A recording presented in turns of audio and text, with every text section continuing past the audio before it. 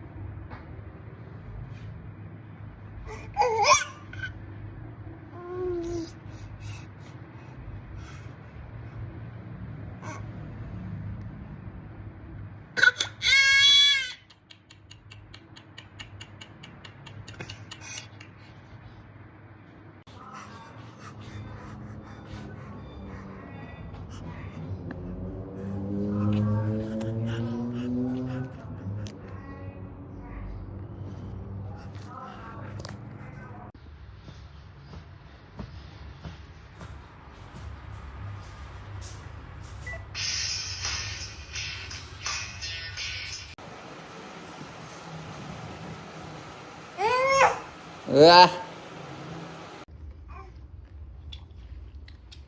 Ừ. Ừ.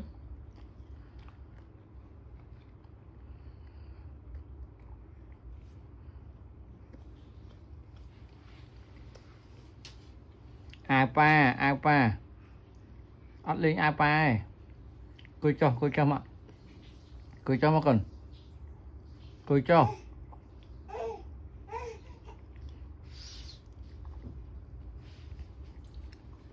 Vinh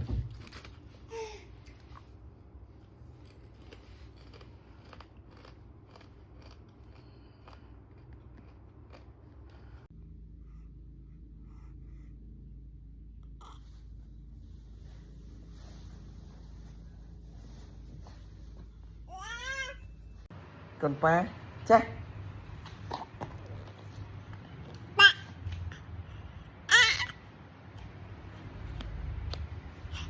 con pa ấy con pa ấy con pa ấy con pa ấy con pa ấy